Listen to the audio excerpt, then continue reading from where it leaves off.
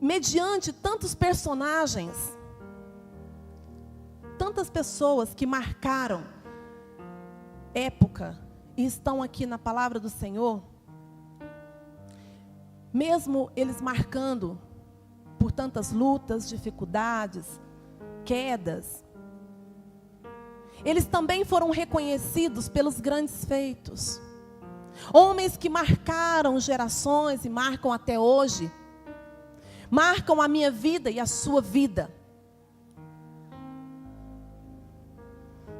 Elias, Josué, Moisés, Davi, tantos outros. Paulo. Mas quando eu chegar no céu, a minha primeira conversa vai ser com Eva. Eu vou perguntar para ela algumas coisas e que ela esteja preparada para responder. Então, um desses personagens era José. Abram suas Bíblias em Mateus, capítulo 1, Mateus, capítulo 1. Mateus fugiu da minha Bíblia. Mateus.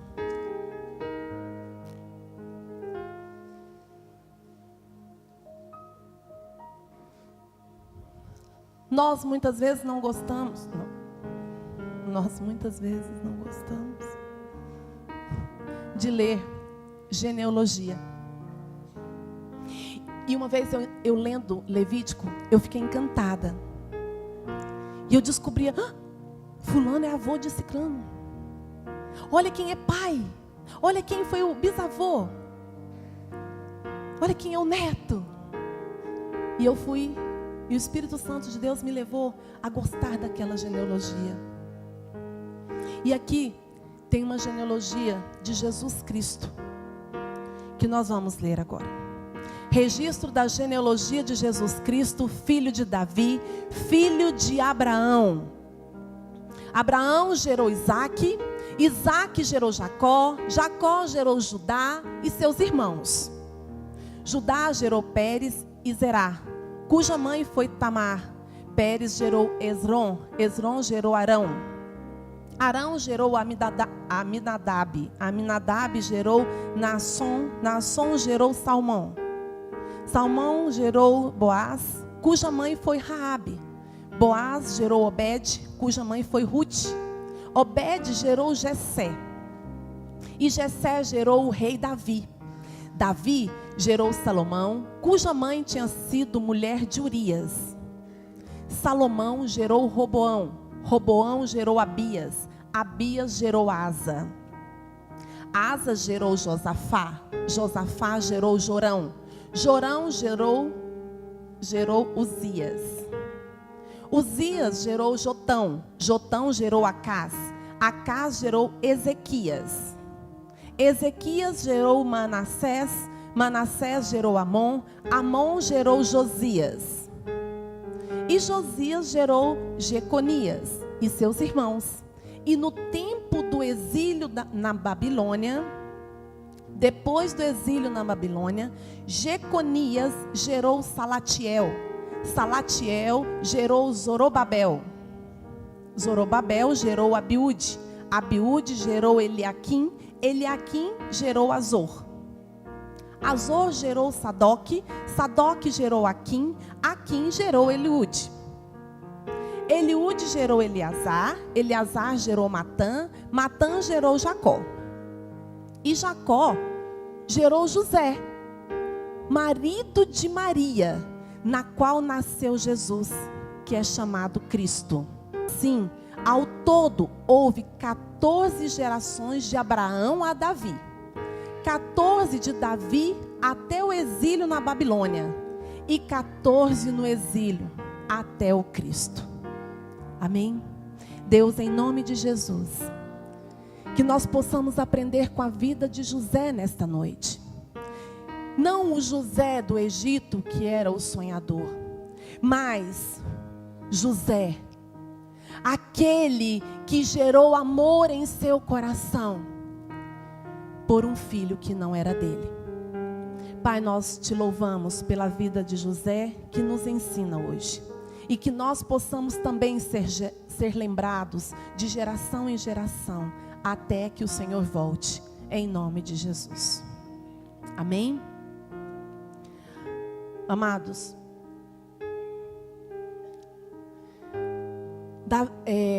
José era carpinteiro, judeu. Ele respeitava as tradições judaicas. E José era um homem muito justo. E tinha ficado noivo de Maria. O noivado judaico, ele é diferente do noivado dos dias de hoje. O noivado naquela época judaico, ele não se desfazia, porque o noivado era o próprio casamento sem coabitação. Então, ficava-se noivo, colocava-se aliança, e aí a noiva voltava para a casa do pai e ficava lá 1 ano, esperando pelo seu noivo. E isso me trouxe algumas coisas. Porque da mesma forma como José fez uma aliança com Maria, nós também temos feito alianças com pessoas. Nós temos feito alianças com a nossa célula, com o nosso discípulo e com o nosso discipulador. Nós temos feito isso. Mas Maria, ficando lá na casa do pai, chegou para José e disse: olha, eu estou grávida. Ele, eu estou grávida. Estou grávida do Espírito Santo. Amados, naquela época não tinha WhatsApp, e-mail, Snap, não tinha nada, né? Para falar, não, conversou e ficou grávida. Sabe? Não tinha nada disso. Iria aquele homem acreditar que aquela mulher estava grávida do Espírito Santo? Nos nossos dias, você acreditaria que a sua esposa, a sua mãe, a sua irmã, a sua sobrinha, a sua neta está grávida do Espírito Santo? Você agiria como José? Ou você, não, eu sou espiritual demais, eu ia acreditar que era do Espírito Santo? Não ia nada. Você ia fazer igual José, não ia acreditar não. E ele ia, ele ia vazar, sabia? É assim que a gente quer fazer com as alianças que a gente faz uns com os outros. É assim, é esse tipo de aliança que a gente quer fazer quando no primeiro detalhezinho, no primeiro problema acontece e a gente quer desistir. Nós fazemos alianças e as nossas alianças parecem que são tão finas, tão fininhas, que qualquer coisinha ela quebra, ela racha. As nossas alianças estão cheias de defeitos. As nossas alianças, elas são descartáveis. Mas não foi assim que o Senhor nos ensinou. Quando teve o dilúvio, que os meninos brincaram, né? Josi, vai chover para ter dilúvio? Quando teve o dilúvio, o Senhor fez uma aliança com o homem. E essa aliança é, por sinal, o arco-íris. Para que nós nos lembremos sempre que nunca mais a terra vai ser consumida por água. Então, José, ele olhou e falou, realmente a aliança que eu fiz, não, eu vou deixar. Eu vou deixar Maria porque ela vai ficar escandalizada mesmo, ela vai ficar falada, ela vai ser apedrejada. E quando nós fazemos uma aliança com alguém e a gente desiste dessa aliança e a gente desfaz essa aliança totalmente fora, sabe, dos padrões de Deus, quando a gente desfaz isso, nós estamos desistindo de algo que o Senhor é quem primeiro começou. E José sendo um homem justo, né? Ele falou assim, bom, realmente eu vou deixar que as leis de Moisés sejam cumpridas, porque toda pessoa, toda mulher que adulterava, ela podia ser apedrejada. Mas, quando você pensa que está tudo perdido, quando você pensa que não tem jeito, quando você acha que a aliança não tem mais volta, quando a sua aliança está tão arranhada que não tem mais brilho. Já viu que as alianças vão ficando sem brilho? Gente, eu estou sem aliança porque eu perdi a minha de novo. Viu, João Bueno? Está avisado. Eu sou mestre. As alianças que não tem mais jeito, não tem mais brilho. Aí o Senhor entra com a providência. E o Senhor enviou um anjo. O Senhor enviou um anjo e disse para José, olha, cuidado, viu? Aquilo lá é obra mesmo do Espírito Santo. É obra. E o que foi gerado no ventre de Maria vem da parte de Deus.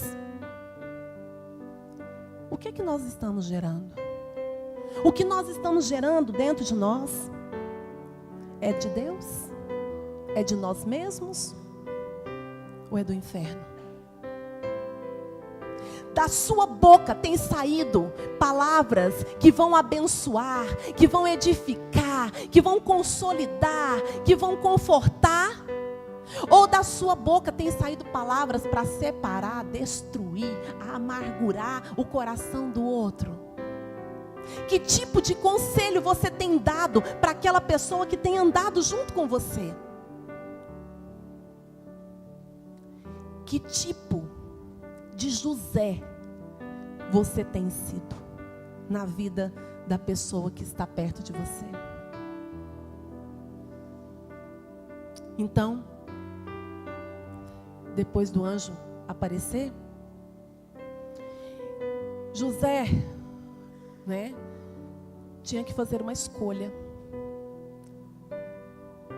José tinha uma opção, duas: obedecer ou não.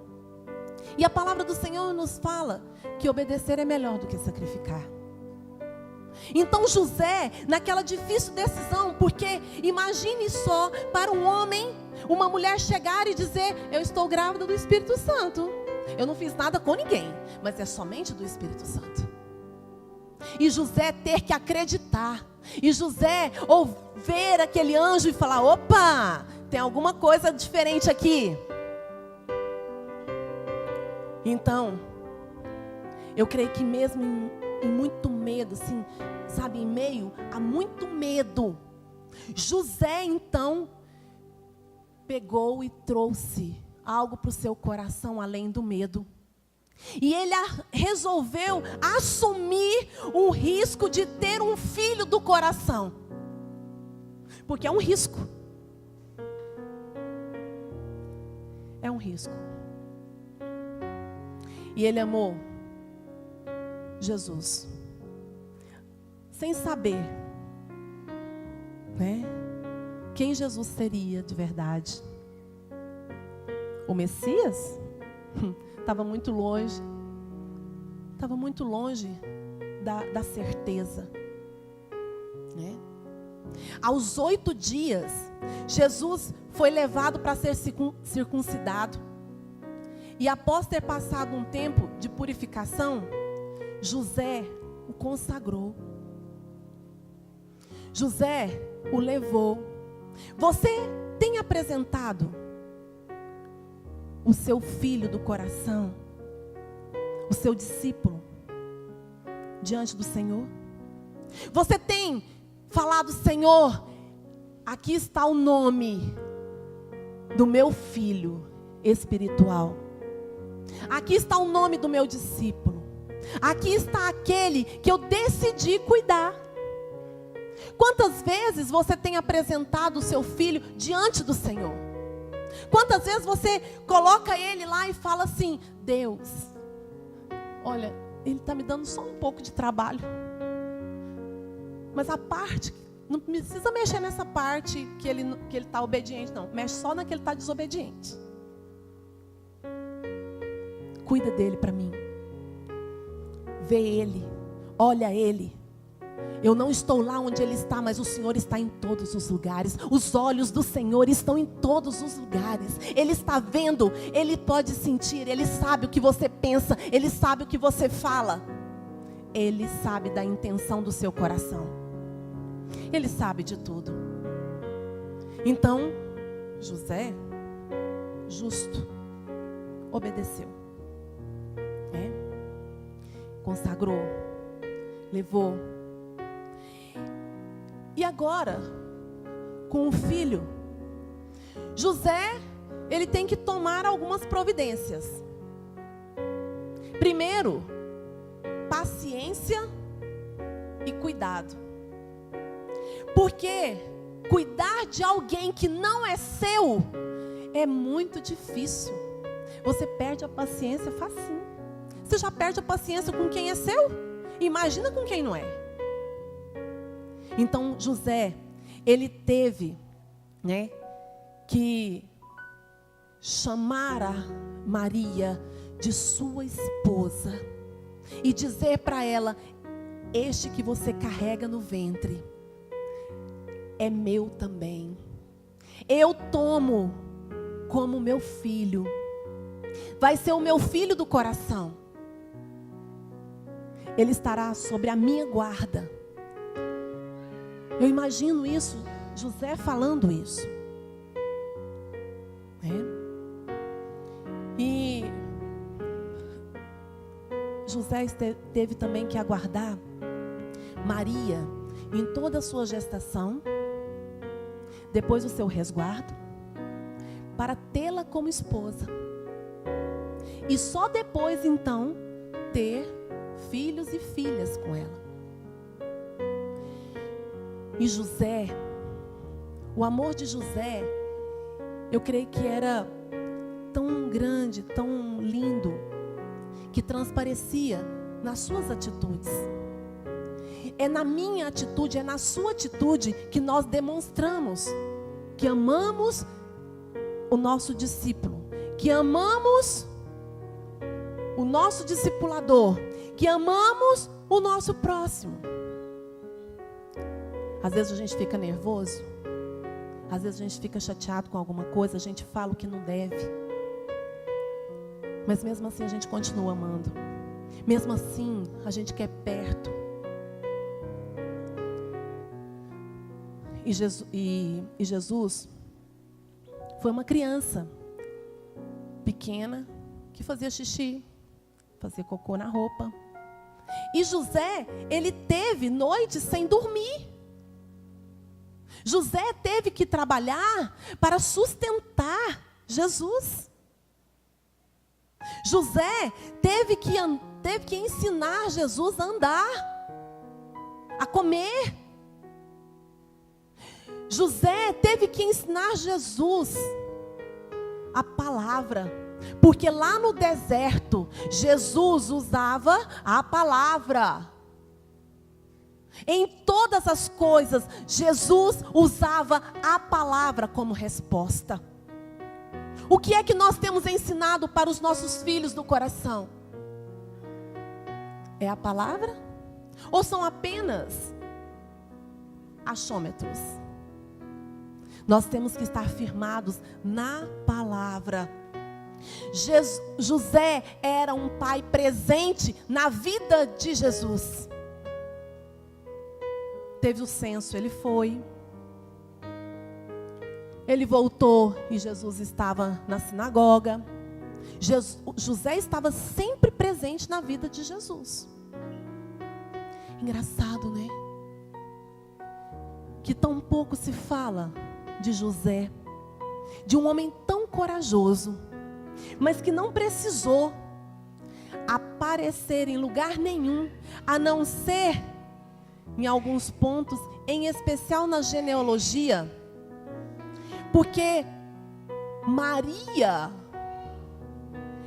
é a mãe biológica de Jesus, correto?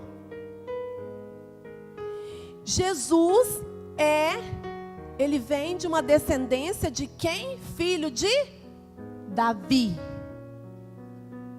Filho de Davi, tem compaixão de mim. Mas a genealogia não afirma que era Maria que vinha dessa genealogia. Era José. Era da linhagem de José. Porque os pais que criam seus filhos criam uma identidade tão forte que eles se parecem demais. A irmã do João adotou um menino quando ele tinha 1 ano e 8 meses, 2 anos de idade. Ela já tinha 2 filhos. Amados, se vocês veem, o filho adotivo parece muito mais do que os outros 2 que são biológicos. Ele senta igual, ele come igual, ele gosta das mesmas coisas. E ele ainda tem uma deficiência, né? Mas ele se parece demais com o cunhado do João. Demais. Gosta de pescar que dói, né, Juan? Juan já teve a experiência de pescar com ele. E nós vemos que José tinha que ter um lugar para colocar Jesus. José, ele era o provedor. E Maria era aquela mulher que cuidava das coisas de Jesus e das coisas de José. José era aquele que dava a cobertura para Jesus. Jesus era educado. Jesus também era bravo. Quando ele derrubou umas barracas lá, ele estava bravo. Mas José era a cobertura de Jesus. Não tinha como uma criança simplesmente nascer do Espírito Santo lá naquela manjedoura e José dizer: oba, é filho de Deus, então deixa ele crescer aí. Não foi assim que aconteceu. Quantas vezes, provavelmente, José teve que repartir o pão com Jesus? Você já fez isso com alguém? Você já deixou de comer um doce para dar para o seu filho? Para dar para sua mãe ou para alguém que você ama? Você já deixou de comprar alguma coisa para você comprar para o seu filho? Mesmo ele não reconhecendo, mesmo ele não entendendo o sacrifício que você está fazendo por ele? Quantas vezes nós, pais, deixamos de fazer algo para nós, para fazermos para os nossos filhos? Mas existe, entre aspas, muitos filhos que são ingratos e não reconhecem essa paternidade nossa para com os nossos filhos. E Jesus, em nenhum momento fala que Jesus desonrou José. E provavelmente Maria contou para ele. Maria contou para Jesus: esse não é o seu pai biológico. O seu pai é Deus. O seu pai é o Espírito Santo. Mas mesmo assim, Jesus amava José. Se ele não amasse José, ele como Deus, ele poderia abandonar José, abandonar Maria e dizer: eu vou ter uma carreira solo. Agora pode deixar. Quantas vezes nós, filhos espirituais, que temos discipuladores, nós queremos ter uma carreira solo. Nós queremos andar sozinhos. Não, vou sair dessa igreja, vou para outra igreja. Aí lá, ninguém me conhece mesmo, eu vou abrir uma célula. Aí lá, eu vou fazer do meu jeito. Porque do jeito da IBR está tudo errado. Amados, eu quero dizer para vocês que a direção que sai deste altar, ela vem de Deus para a sua vida. Ela vem de Deus para a sua família. E eu não estou dizendo que as pessoas que lideram, as pessoas que pastoreiam, as pessoas que estão à frente, elas acertam 100% toda vez. Eu estou dizendo que existe uma direção de Deus sobre as nossas vidas para com o povo. Todas as vezes, sem exceção, que eu subo nesse altar e que a mesa está posta para ceiar, o Senhor ministra muito forte ao meu coração, dizendo: filha, cada um desses que entrar, seja grande ou pequeno, é responsabilidade dos pastores desta igreja.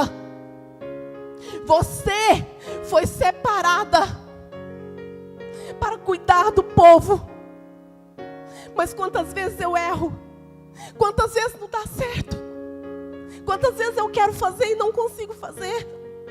Quantas vezes existe um desejo ardente no meu coração de que a pessoa possa frutificar, e essa pessoa não frutifica por desobediência, ou por falta de interesse, ou ela deixa que alguma coisa na aliança, que está um arranhãozinho lá, ela fala: não, está arranhada a minha aliança, eu não vou fazer mais. Ela muda daqui para ali, de lá para cá, esquecendo dos princípios. 5 anos antes da minha ordenação neste lugar, eu estava numa praia com alguns amigos e a Lorena estava lá. Lembrei aquele dia, lembrei hoje de novo, Lorena. A Lorena era a primeira vez que ela tinha ido para conhecer o mar. E é lindo o mar, não é? E nós fomos numa excursão pequena. Acho que a gente era umas 15 pessoas. 15, né? E aí lá, uma irmã falou assim para mim, que estava nessa excursão: vamos orar hoje lá no seu quarto? Porque o seu quarto é mais perto lá do mar. Eu falei: então vamos. E chegando lá, ela disse: o Senhor, Ele vai te levantar junto com o João como pastores numa igreja de onde do altar se vê a cidade. Ela nunca tinha vindo aqui. A gente tinha acabado de chegar nesse lugar. Era um negócio muito improvável. Aí a gente até riu, né? Fiz como Sara, dei uma risadinha e saí de fino. Só que no dia da ordenação, eu tinha me esquecido disso. Tinha até esquecido que a Lorena estava lá, né, Lorena? Deus é tão bom que ainda coloca uma testemunha. E aí, no dia da ordenação, junto com o pastor Vanderlei, pastora Zélia, pastor Cláudia, a pastora Cirlei, nesse lugar, as cadeiras ficaram aqui, a gente sentou. E quando eu me sentei, aí eu reparei que eu vi a cidade. E Deus nos coloca uma incumbência de cuidar e de dar essa cobertura espiritual sobre a vida de vocês. Mesmo errando, e mesmo, muitas das vezes, querendo fazer e não fazendo, nós temos essa obrigação de cuidar de cada um. Mesmo sabendo que nós somos tão cheios de defeitos, nós precisamos cuidar do povo. E o Senhor, Ele não tem nenhuma promessa que o Senhor nos faz que Ele não cumpre. Nenhuma. Então, se você tem promessa aí e que não está chegando, reivindica. Fala: Deus, o Senhor me prometeu. O Senhor me prometeu. E se foi o Senhor que prometeu, Ele vai cumprir. Todas as promessas do Senhor sobre as pessoas dessa igreja vão se cumprir em nome de Jesus. Hoje começa os milagres do Senhor acontecendo na sua vida, os desejos do seu coração sendo atendidos, os desejos da sua família sendo atendidos, porque é o Senhor quem está à frente deste lugar. Acima de nós está o Espírito Santo de Deus. É Ele quem comanda neste lugar, é Ele quem dá as ordens, é Ele quem fala por onde nós devemos andar. É Ele. Jesus, eu já falei isso, Jesus venceu o diabo lá no deserto através da palavra, porque José ensinou. Você precisa, aprender da palavra. José escolheu adotar Jesus como filho. E eu creio que ele já sabia, que Jesus era uma pessoa especial. Eu acho que ele não imaginava quem realmente era Jesus.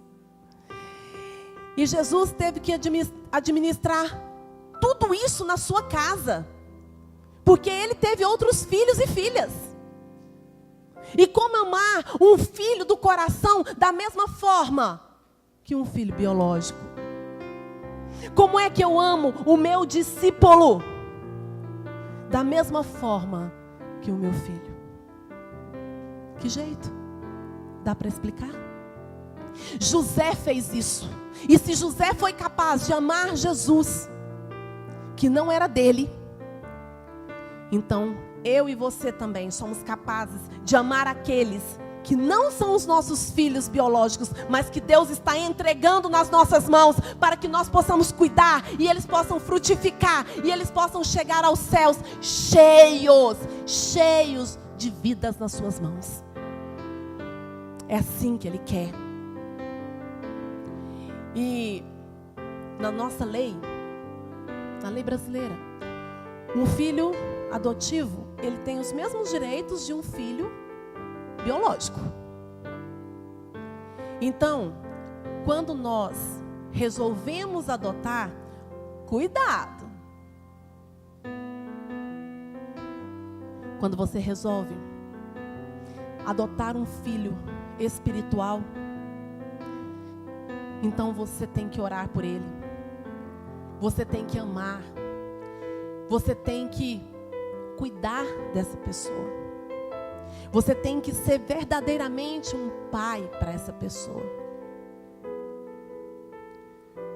E paternidade, ela tem uma figuração que ela é feita por homem e por mulher. É o cuidado. E esse cuidado, ele não tem sexo. Amor não tem sexo, gente. O amor, a gente ama, independente. E a gente tem que tomar esse cuidado de estar adotando os nossos filhos e nos achegando a eles. Agora, o que eu mais fiquei maravilhada foi que quando Jesus veio ao mundo, Ele veio como unigênito, único. Mas quando Ele ressuscitou como primogênito, o primeiro, porque depois viríamos nós. E Ele ressuscitou, sabe para quê? Para que você e eu fôssemos adotados por Deus, através do sangue de Jesus que foi derramado naquela cruz. Nós somos filhos adotivos de Deus.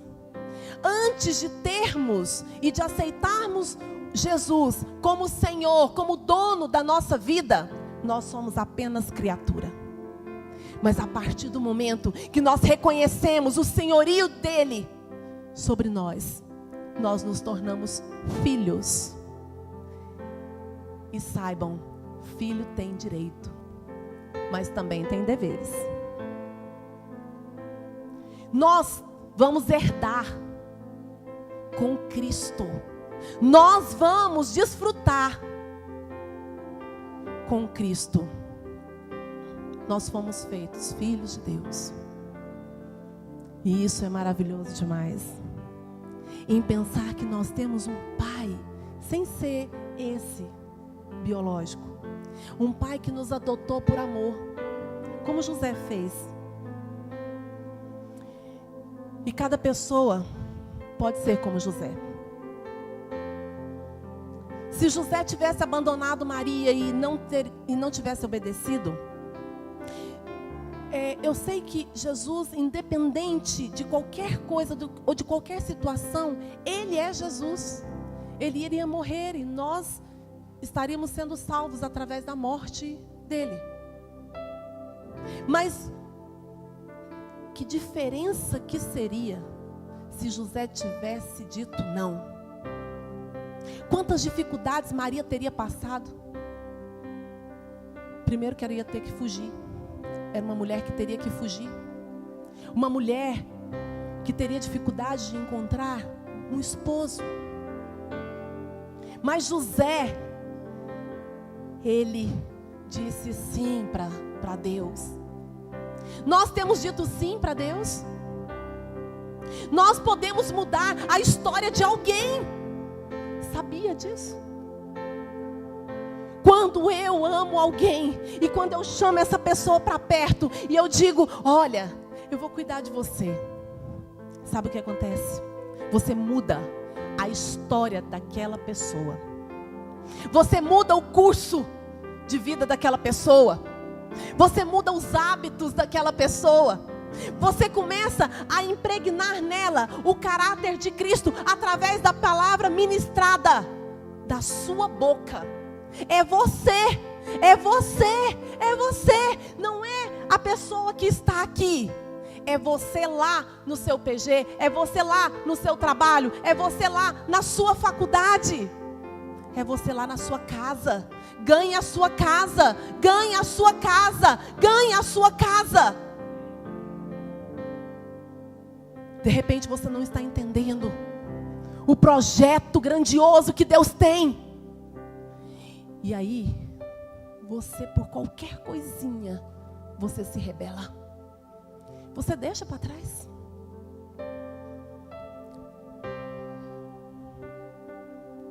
Discipuladores, eles adotam pessoas e pagam um preço. Não tem hora, não tem dia. Muitas das vezes, a gente deixa de comprar alguma coisa pra gente, sabe para quê? Para pagar uma coisa para um discípulo. Um livro para um discípulo, uma Bíblia para um discípulo, uma camiseta para um discípulo. A mesma coisa de pai biológico. Discipuladores são aqueles que decidem dizer sim. Discipuladores são aqueles que falam para o Senhor: Deus, eis-me aqui. Faz-me de mim o que o Senhor quer. Quero dizer que não são só flores. Mas existem mais flores do que espinhos. Muito mais flores. É bom demais quando eu vejo... Eu não vejo, eu não consigo ver aqui. É bom demais quando eu vejo um menino de 11 anos. A avó dele está aqui? A avó do Iago? Não? A tia do Iago está aqui? O pai do Iago? Não? Então tá, então posso falar. Quando eu vejo um menino de 11 anos prestes a ser apresentado, né, num ritual de magia negra. E aí ele chega para mim e diz... Ele estava com 10 anos, na verdade. 10, Ele, pastora, se eu não for batizado agora, eu não vou poder depois. Porque eu vou ser apresentado lá. Então, pastora, me ajuda. Eu falei assim, pega uma mangueira, meu filho, nós vamos te batizar agora. E aí eu conversei com o pastor Cláudio, falei, pastor Cláudio, assim, vamos. E ele disse, vamos. Não tem nenhuma foto tirada A Nayara que tirou. Nayara e a Isa que tiraram as fotos dentro da água. Amados, a foto mais linda é a dele. Porque reluzia. Depois, uma hora, eu vou trazer e vou colocar aqui, ó. Tinha uma luz que saía dele. A única foto que saiu assim, não foi, Naná? Não sei se estava na sua máquina ou era do Antônio. Eu não lembro mais se era em qual máquina que é, em qual celular. Mas era alguma coisa linda demais. E aí esse menino fez 11 anos, né? E eu falei, olha, nós vamos ter que pegar o PG lá, assim que você é só membro, e a gente vai ter que juntar e tal, e de repente a gente vai ter até que pôr um pouco num lugar, um pouco no outro, porque ali naquela casa não vai poder mais ficar, é uma outra casa, né? Na semana ele chega aqui, pastor João, eu trouxe um envelope. Aí o pastor João, que envelope, meu filho? O envelope do PG. É porque eu fui na casa de todos os meninos. 19 meninos. Eu fui na casa de cada um deles e falei para eles que ia ter PG lá na casa do Emerson. E eu já falei para a irmã do Emerson que é ela que vai ser anfitriã. Foi assim que ele fez. E aí, como é que eu olho? Aí no PG dele, toda semana, dá 13 meninos. Aí ele coloca criança separada de meninos, sabe? É assim, criança lá é criança de 3 anos, 4 anos. E menino é de 9, 10. Então não é criança mais, entendeu? E aí ele separa assim. E a gente, na hora que vai fazer o relatório, a gente tem que entender, né? E aí, desse jeito. E aí, como é que a gente pega um menino desse, uma criança dessa, e não se alegra? Todos os dias, todos os cultos, todos os eventos, todos. Se tiver 10 eventos na semana, ele liga 10 vezes para o pastor João. Pastor, me busca, porque a avó dele não deixa ele vir a pé. Muito difícil, a não ser que ele vai na casa do Emerson, às vezes, né? E a avó dele deixa. Como é que você não quer cuidar de alguém? Ele está cuidando. Ele sabe quantos discipulados que ele faz numa semana? Quantos, Mateus? Lá, que está lá no relatório dele? Quase todos, né? Quase todos os meninos é ele que faz. E eu falei, meu filho, não é assim, tem que ser, né, diferente. É só 3. Gente, ele faz 10 discipulados. Ele chama atenção. E o William Felipe só na unha dele lá também. O William Felipe foi para lá para ajudar. Oh, meu, não é, Letícia? O William Felipe é líder, mas ele pena na mão do menino, do Iago.